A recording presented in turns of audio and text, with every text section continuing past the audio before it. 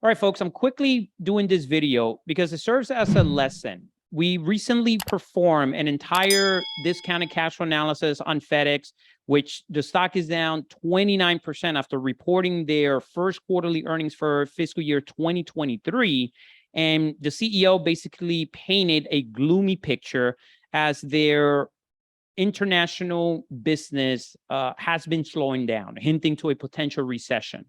And what you're seeing here on my screen are the different price targets that we've came up after performing 3 different scenarios with our discounted cash flow valuation analysis. On the base case, $94, on the Wall Street case, $73, and on the bear case, $36 a share. And you can see right here, if I quickly change screen, this is the entire DCF analysis that we just performed on FedEx, okay? And the question that Kelly, which is one of our students in our analyst program, asked was, how do investors wrap their head around understanding or perhaps coming to a conclusion of when's the right time to buy the stock? If the stock is declined, 50, 60, or 70%, or maybe after the stock is up 3, 4, or 5x. To do that, to answer that question, one, you have to understand that it's a very challenging question to respond, but you do need structure. And the way we structure this, at least for students in our community, in our program, is by developing a stock model. And the stock model gives us a little bit more understanding about the market psychology, each growth phase of the stock price performance or with the overall economy. Now, what does this look like? So to answer your question directly, Kelly, this is the stock model that we've developed, okay? And this stock model will apply to also the overall market. So for example, in phase 1, and by the way, Kelly, you have access to this module on the platform under the stock investing course. So number 1, phase 1, this is usually the accumulation phase. No one's paying attention to the stock, doesn't have much media coverage, low analyst buy ratings, right? It's a stock that has no promotion at the moment, right? It's not hot, it's not popular, right? The stock market can also be a popularity contest. So think about that.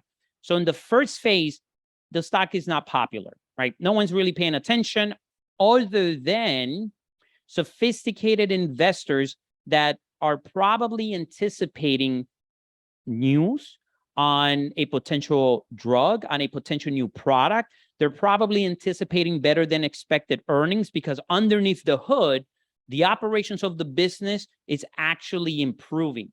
But most of the market doesn't understand that or doesn't know it because the company hasn't provided any press release to show triple-digit revenue growth.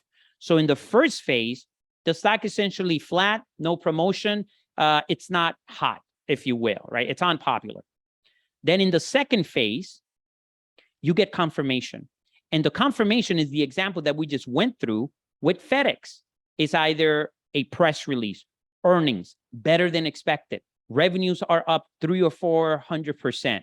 Margins are expanding. The cash flows are increasing. They just signed a new partnership agreement with a multinational company. They probably acquire another business and gain access to one of the best management team available. Once you get that confirmation, then you get other institutional investors coming in or other sophisticated momentum investors. They start accumulating and buying shares.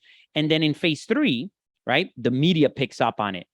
Then you get to see CNBC, Bloomberg, Wall Street Journal, Twitter, all of the other media outlet forums and investing forums talking about the stock, promoting it, marketing it, bringing more market participants to that name, and they begin to buy the stock.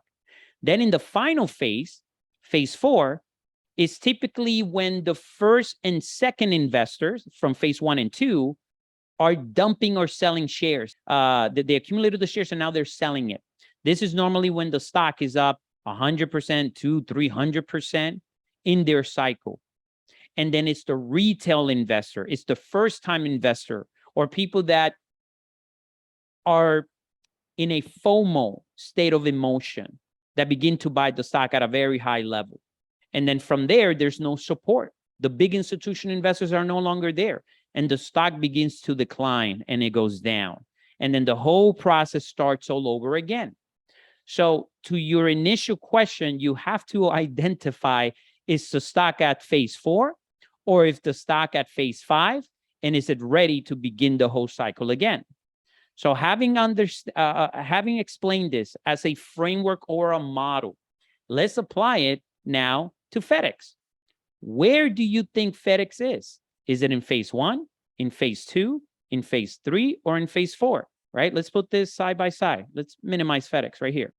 Now, here's a short break. If you're enjoying our content, don't forget to visit our website, romeromentoring.com, and check out our starter analyst programs, where you'll learn financial modeling, investment analysis, valuation, and develop the skills professional analysts apply on the job each day.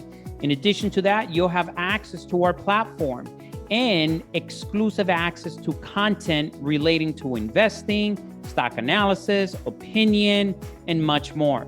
Join our growing analyst community and level up your skills today.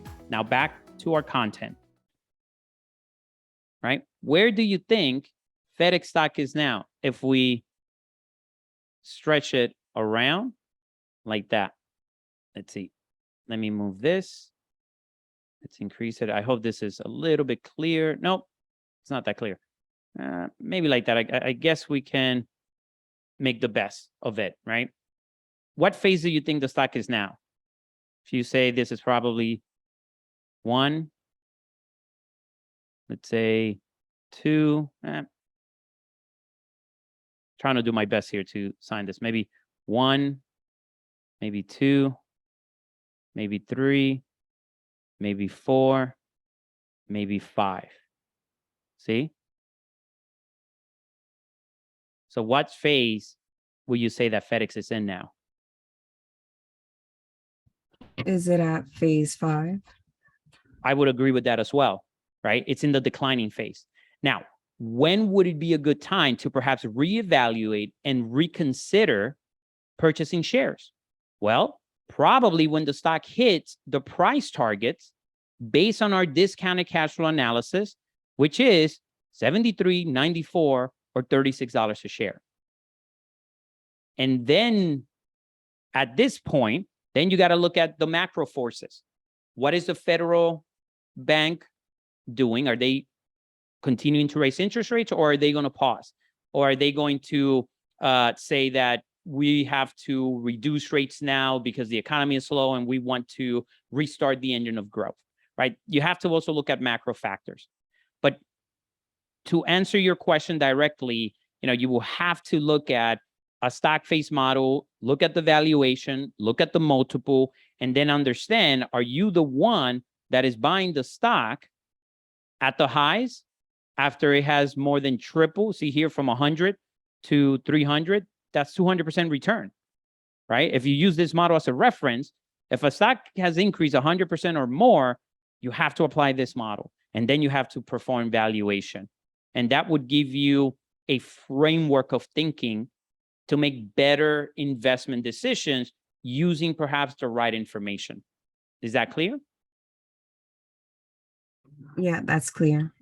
All right. So I hope that's a useful and valuable lesson and information to help you. And then those of you that are on our YouTube channel, hopefully this helps you as well. This is what we're teaching our students in our Analyst Prep program here at Romero Mentoring. Take care.